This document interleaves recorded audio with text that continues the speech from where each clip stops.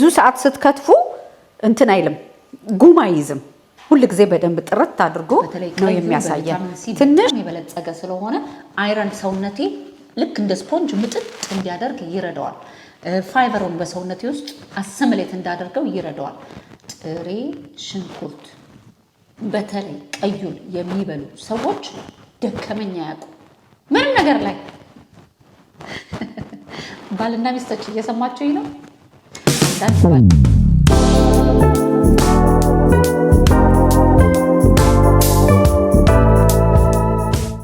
ልቅም ተደርገው የተሰሩ የሸማኔ ጋቢዎች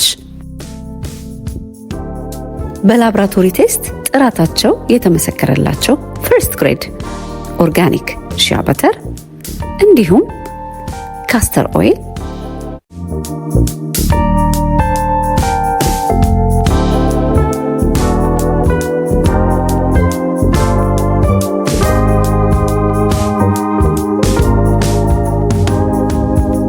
በተለያየ ሀገር ላላችሁ ገና ጥበብ ዌብሳይት ላይ ታገኙታላችሁ። ጤና ይስጥልኝ እንግዲህ እንዲከርማችሁልኛል። ዛሬ ይሄ ክረምት ሲገባ ጉንፋን፣ ብርዱ፣ ጭጋጋማ አየር ምናምን ሲሆን ከቤታችን መጥፋት የሌለበት ምግብ ብዬ መጥቻለሁ። መድኃኒት፣ ለብዙ ነገር መድኃኒት ተዘርዝሮ የማያልቅለት ተፈጥሮ የሰጠን ሁላችንም በየቤታችን ያለ ቀይ ሽንኩርት ለጤናችን እንዴት አድርገን መጠቀም እንዳለብን አሳያችኋለሁ።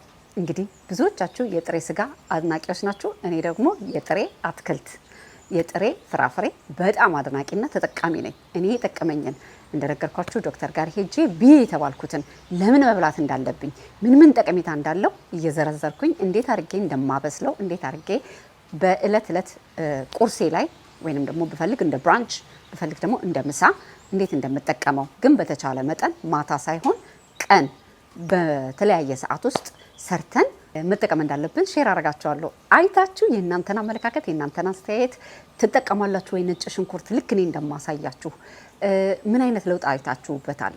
ምን ትመክሩናላችሁ? የእናንተን አመለካከት ኮሜንት ላይ ጻፉልን። ሁሉ ጊዜ እንደምለው ያላስተዋልነውን ነገር እያስተዋልን እንድንወያይበት ትኩረት እንድንሰጥበት ይረዳናል በማለት በእንደዚህ አይነት ቀልጠፍ ባለ ቪዲዮ መጥቻለሁ። ቻናሌን ሰብስክራይብ ያላደረጋችሁ ሰብስክራይብ፣ ላይክ፣ ሼር እያደረጋችሁ እንድታበረታቱኝ አደራ እያልኩኝ እንዴት እንደሚዘንብ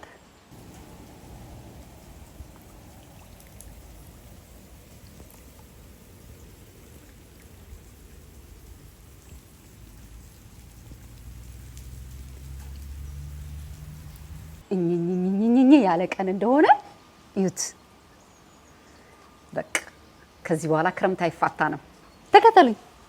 ቁርጥርጥ ያደረግነውን የአበባ ጎመን አረንጓዴው በተለይ በጣም በጣም በጣም ቆንጆ ነው። ጥሬውን ሲበላ ለአንጀት ጽዳት፣ በዛ ላይ በጣም ብዙ ለሰውነታችን የሚጠቅም አትክልት ነው።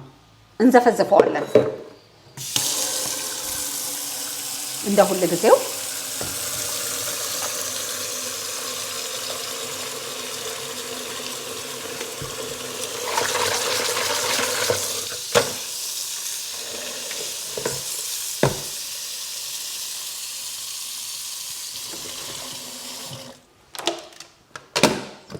በቀዝቃዛ ውሃ ቅንጬ መጣልኝ።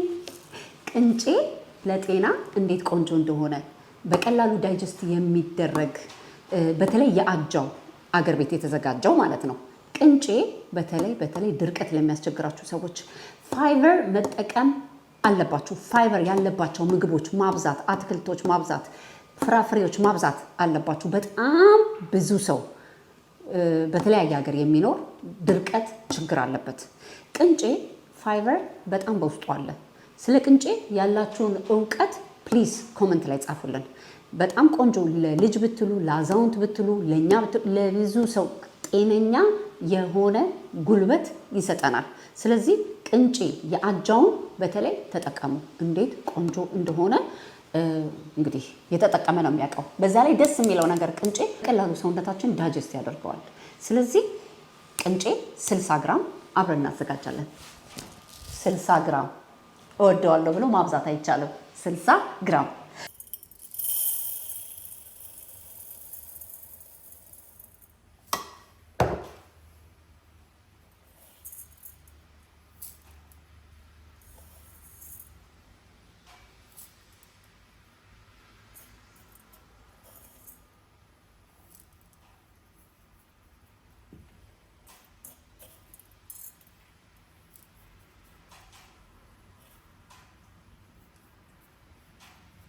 በቀዝቃዛ ውሃ ለቅለቅ እናደርገዋለን።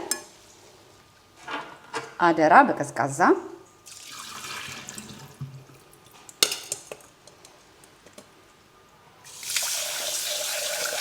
አንድ ብርጭቆ ውሃ አድርገን እንጥደዋለን።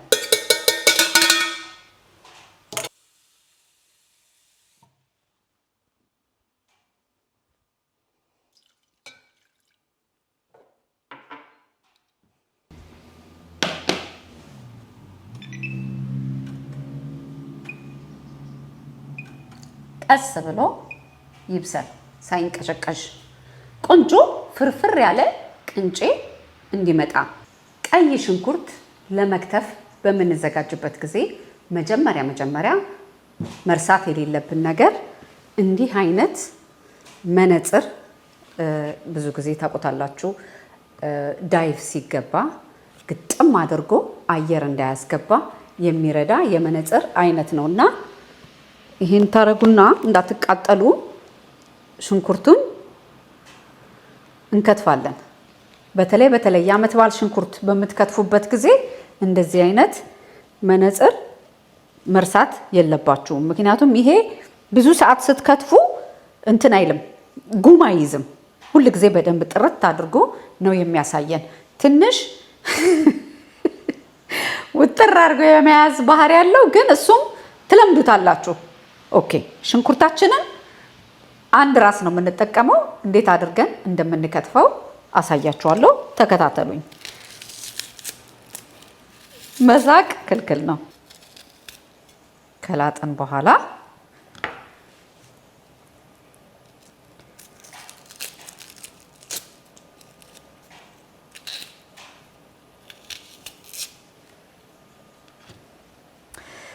ኦኬ ሽንኩርታችንን እናለቀልቀዋለን። ሽንኩርታችንን ካለቀለቅን በኋላ እንደዚህ በስሱ እንከትፈዋለን። በስሱ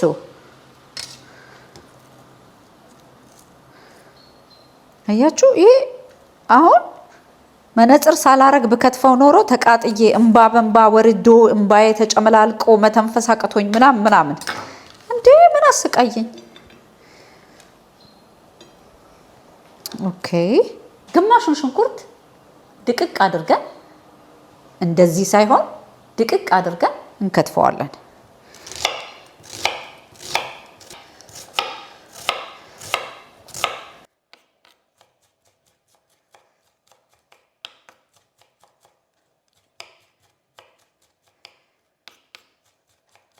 ሽንኩርታችንን እንጥዳለን። ኤልሲ ከተፍሽ ጨረስሽ አውልቂው ልትሉኝ ነው አይደል? እዚች ጋር አድርጋት ቶሎ እንድትደርስልን።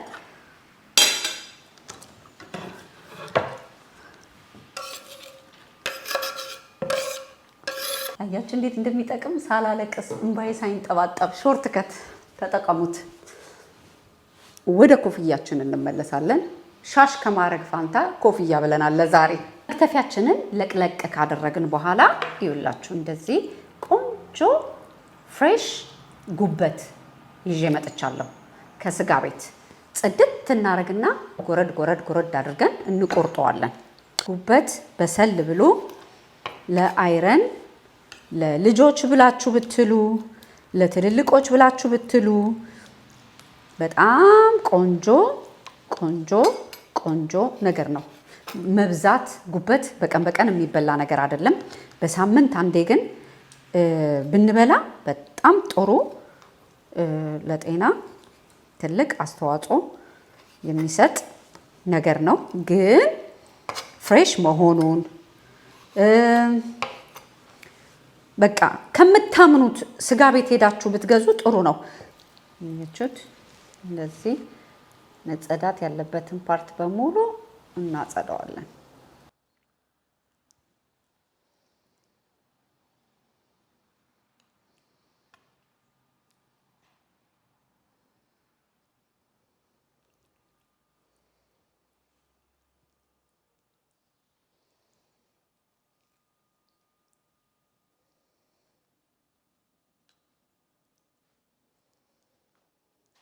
ሲዝን በምንቀይርበት ጊዜ ልክ አሁን ወደ ከሙቀቱ ወደ ብርዱ ሲዝን እየገባን ነው። ስለዚህ ለሰውነታችን ጥግን የሚያደርገን ጥሩ ጉልበት፣ ጥሩ ቪታሚን፣ ጥሩ አይረን፣ ጥሩ ፋይበር የሚሰጠን ምግብ መመገብ አለብን።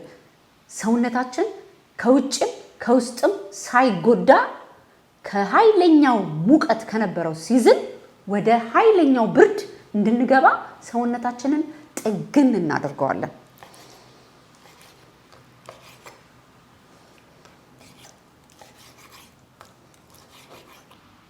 ዛሬ እንግዲህ ጉበታችንን ለማዘጋጀት የምንጠቀመው ሽንኩርት እንደዚህ ጥሬውን በረዥሙ ጎረድ ጎረድ የተደረገ ቅቤ፣ ሚጥሚጣ፣ የነጭ ሽንኩርት ዱቄት ጉበታችንን በእንደዚህ አይነት መልኩ ቆንጆ አድርገን ጽድት አድርገን ጎረድ ጎረድ አድርገን እንከትፈዋለን። ይሄንን ካዘጋጀን በኋላ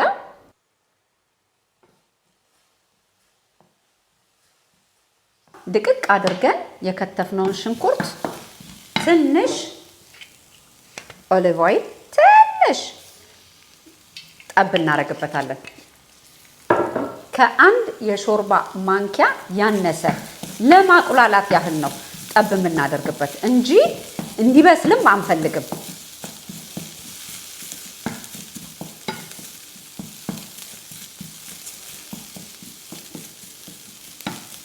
በመቀጠል ግብት ግብት ግብት ነው የምናደርገው። ጉበታችንን እሳት መታ መታ እንዲያደርገው እናደርጋለን።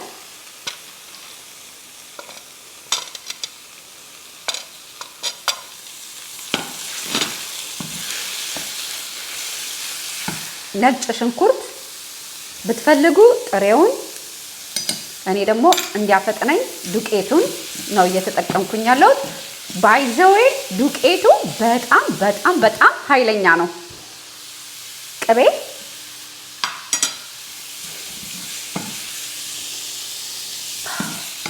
ጋድ ደስ ሲል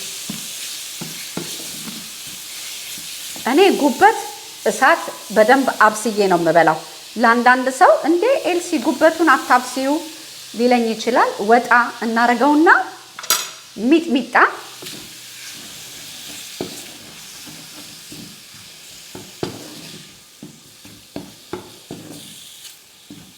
ቅቤያችንን ሚጥሚጣችንን በደንብ ካዋሃድን በኋላ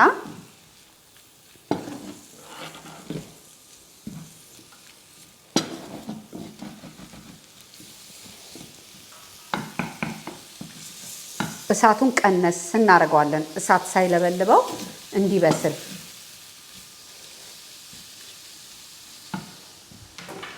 ቤት ካላችሁ አቼቶ በጥንጡ ጥንጥ እንዴት የሚገርም ጣዕም እንደሚሰጠው ልነግራችሁ አልችልም። ትንሽ ነው ግን የምታደርጉበት። any kind of aceto.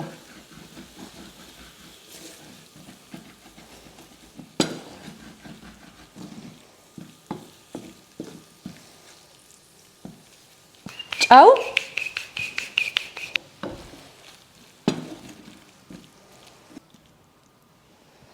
ወይ ሽታው ደስ ሲል ኦ ማይ ጋድ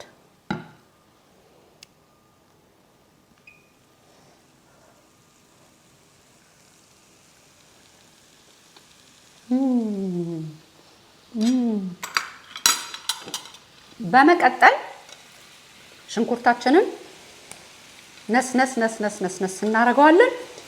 ሽንኩርታችን ሳይበስል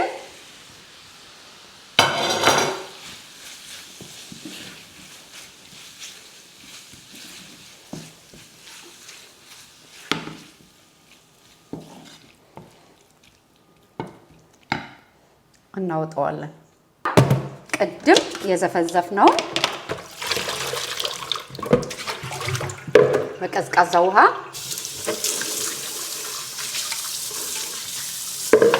እናለቀልቀዋለን። እንጨምቀዋለን።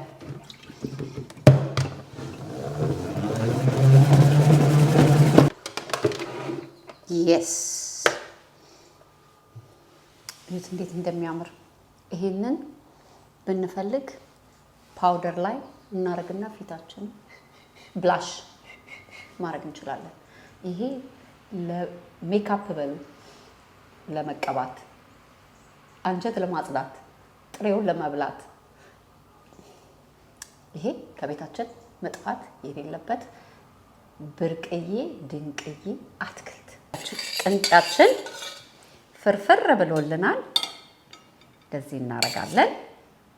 እኛ ስለምን ይቅርብን እንዴ? ቆንጆ አድርገን ተንከባክበን ሳህናችንን ዲኮር አድርገን እናቀርባለን። ለምን ይጉደልብን ትላላችሁ? በዚህ እናረግና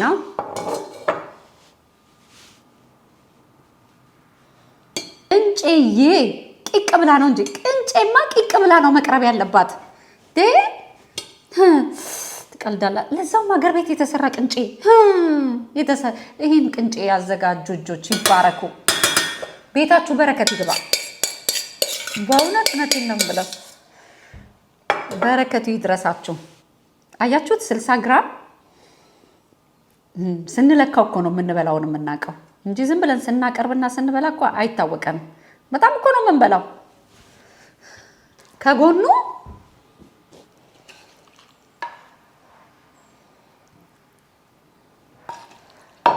ሽታው እንዴት ደስ እንደሚል፣ አቼቶ ደግሞ ከላዩ ላይ ስላለበት እንዴት ደስ እንደሚል።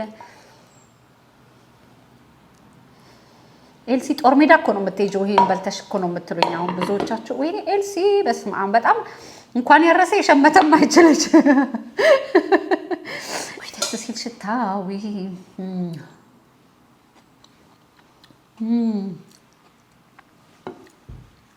እጅ ያስቆረጥማል። ከዛችን ቀስ ብለን እናወጣታለን። ቆንጆ ሆኖ ወጣልኝ። ጭፍልቅልቅ ብትንትን የሚል መስሏችሁ ነበር፣ አላለም። ችን ቆንጆ አድርገን አረንጓዴ ነገር ጠዋት ጠዋት በልተን መዋል አለብን። ቀናችንን እንደዚህ ዲኮር ጎበዝ አይደለሁም ግን እሞክራለሁ። ምን ችግር አለብኝ?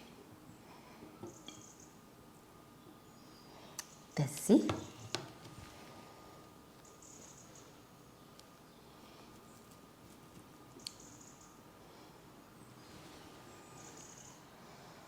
እንዴት ነው? ወይስ እችን እዚች ጋር ላድርጋት? ቅንጬ አቀራረብ ታደንቃላችሁ። ጎበዝ እያላችሁ በእውነት አበረታቱ። እንደዚህ ቆንጆ አድርገን ቀናችንን፣ ራሳችንን፣ ቤተሰቦቻችንን፣ ወዳጆቻችንን ትሪት እናደርጋለን። እንዴት እንደሚያምር እንደዚህ አይነት ቆንጆ ቁርስ አዘጋጅታችሁ ጤናችሁን፣ ጉልበታችሁን፣ የራሳችሁንም የወዳጆቻችሁንም ጠብቁ። ቅንጦት አይደለም። ለመድኃኒት ብር ከማውጣት እንዲህ ጥንቅቅ ያለ ምግብ መመገብ አስተዋይነት ነው።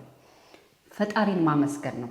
እግዚአብሔር ጤናን ከሰጣችሁ መጠቀም የምትችሉትን ከጤናችሁ፣ ከሰውነታችሁ፣ ከእናንተ ጋር የሚስማማችሁን ነገር ጥንቅቅ አድርጋችሁ ሰርታችሁ አቅርባችሁ መመገብ። እዚህ ጋር ሽንኩርቱ ጥሬ ስለሆነ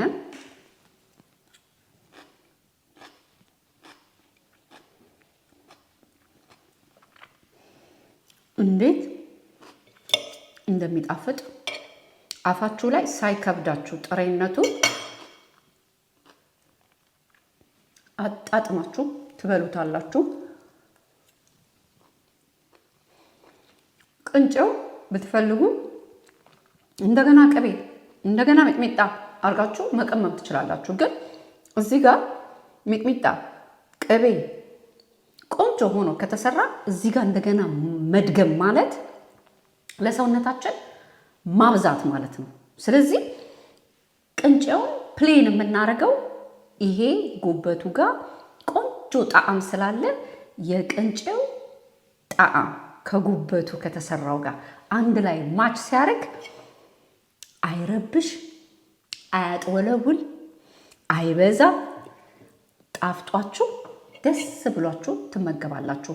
ልክ እንደዛው ብሮኮሊ፣ ይሄ አበባ ጎመን ጥሬውን ቢበላ ለጤና በጣም ቆንጆ ነው። ለአንጀታችን በተለይ አንጀት የሚያጸዱ ምግቦች በጣም መጠቀም አለብን ለጤናችን። በመቀጠል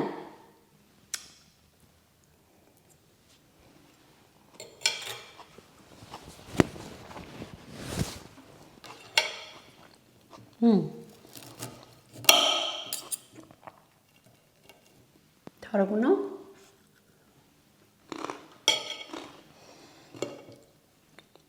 ጥሬነቱ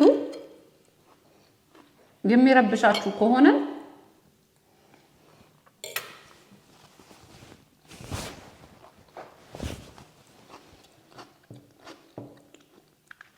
ከጉበቱ ጋር እያቀላቀላችሁ ከጥሬው ከጉበቱ ከቅንጨው ከጥሬው ከጉበቱ ከቅንጨው እያደረጋችሁ ተመገቡ።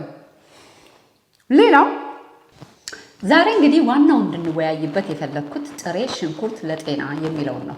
ጥሬ ሽንኩርት በኢስት ኢሮፕ በጣም በጣም በጣም ይጠቀሙታል። ጥሬውን በተለይ ቀዩን እንደምታውቋቸው ሰውነታቸው ፍጥም ያለ ጠንካራ ናቸው። የትም ሀገር ተሰደው የጉልበት ስራ ነው ብዙ ጊዜ የሚሰሩት። ብዙ ጊዜ አሁን የምኖርበት ሀገር የኢስት ሰዎች ብዙ ጊዜ ሰው ቤት ስራ፣ ግንባታ፣ መንገድ ስራ ምናምን ነገር ላይ በጣም ይሳተፋሉ። ሁሉም እያልኩኝ አይደለም፣ ግን ማጆሪቲ ኢሚዩን ሲስተማቸው በጣም ኃይለኛ ነው። አይታችሁ እንደሆነ ብዙ ጊዜ ዳቦ በሽንኩርት ጥሬውን እንደ ሳንዱች ሰርተው ይመገባሉ። ጥሬ ሽንኩርት በተለይ ቀዩ ኢሚዩን ሲስተማችን በሽታን የመከላከል ሰውነታችን አቅሙ በጣም ከፍተኛ ይሆናል። ጉንፋን በሉ ሳል በሉ ይሄ የተለያየ የሳምባ በሽታ በጣም በጣም በጣም ሰውነታችን እንዳይጠቃ ይከላከልልናል። ለአጥንት ጥንካሬ በሉ፣ ዳይጀስት ምግብ ቶሎ እንድናደርግ በሉ፣ ለብለድ ሰርኩሌሽን በሉ፣ የደም መጓጎል ችግር ላለባቸው ሰዎች በሉ። ሲቀጥል ደግሞ እንደኔ አይረን ለሚያንሰው ሰው እንደዚህ ጉበት እየበላሁኝ እንደዚህ ፋይበር ያለው ምግብ እየበላሁኝ ጥሬውን ሽንኩርት በምመገብበት ጊዜ ጥሬው ሽንኩርት በተለይ ቀዩ በቪታሚን ሲ በጣም የበለጸገ ስለሆነ አይረን ሰውነቴ ልክ እንደ ስፖንጅ ምጥጥ እንዲያደርግ ይረዳዋል። ፋይበሩን በሰውነቴ ውስጥ አሰምሌት እንዳደርገው ይረዳዋል። ጥሬ ሽንኩርት በተለይ ቀዩን የሚበሉ ሰዎች ደከመኝ አያውቁ ምንም ነገር ላይ። ባልና ሚስቶች እየሰማችሁኝ ነው? አንዳንድ ባልና ሚስቶች በጣም ትልቅ ችግር አለባቸው አይደለ? እኔ ከስራ ነው የምመጣው፣ ደክሞኝ ነው የምመጣው፣ ፍላጎት የለኝም ምናምን። ፍቺ ድረስ ብዙ ጊዜ የሚያዳርሰው በተለይ ሚስት በቃ ድካም ሲላት ምን ሲላት፣ ያው ይሄ በገሃድ በቃ እየተመከረ እየተነገረ ያለው ነገር ነው አይደለ? ስፖርት መስራቱ እንዳለ ሆኖ፣ ጥሩ እንቅልፍ መተኛቱ እንዳለ ሆኖ፣ ጤነኛ ምግብ መመገቡ እንዳለ ሆኖ፣ እንደዚህ ደግሞ ተፈጥሮ የሰጡን ጸጋዎች ብንጠቀማቸው አንዳንድ በሰውነታችን ላይ የምናያቸውን ፍላጎት የማጣት ነገር፣ ድካም የማለት ነገር፣ በቃ ይሄ ገብቷቸዋል የሆነ ሙዲ የሆነ ነገር በምግብ በደንብ ተከታትለን ማስተካከል እንችላለን። የጥሬ ሽንኩርት በተለይ ቀዩ ጥቅም ለሰውነታችን እባካችሁን አንብቡት፣ እባካችሁን ዶክተሮቻችሁን ጠይቁ፣ እባካችሁን ሰርች አድርጉ። ትገረማላችሁ፣ በቃ ትገረማላችሁ። ጥሬ ቀይ ሽንኩርት የሚበሉ ሰዎች ብዙ ጊዜ ቤተሰባቸው ሰፊ ነው። 6፣ 5፣ 4፣ 7 ልጆች ነው የሚወልዱት። እኔ አላልኩም። ይሄ በትክክል ሰርች ተደርጎ የተነገረለት ነገር ነው። እናንተ ደግሞ በግላችሁ በምታውቁት ሰርች አድርጉት። ስለዚህ ጥሬ ሽንኩርት በተለይ ቀዩ ለጤና ተዘርዝሮ የማያልቅ በጣም ትልቅ ጠቀሜታ አለው እያልኩኝ ስለተከታተላችሁኝ ከልብ ያመሰግናለሁ። የእናንተን አመለካከት የእናንተን አስተያየት በዚህ አጋጣሚ ኮመንት ላይ ጻፉልን። ሁል ጊዜ ያላስተዋልነውን ነገር እንድናስተውል ብዙ ጊዜ የማይደፈሩ ሀሳቦችን ደግሞ ደፈር ብለን እንድንወያይበት ይረዳናል በማለት በእንደዚህ አይነት ቪዲዮ መጥቻለሁ። ስለተከታተላችሁኝ ከልቤ እያመሰገንኩኝ በሚቀጥለው ኢትዮ ኤልሲ ላይፍስታይል ላይ ጠቃሚ በሆኑ እያዝናኑ በሚያስተምሩ በተለያዩ ቪዲዮዎች እስከምንገናኝ ድረስ ተባረኩልኝ።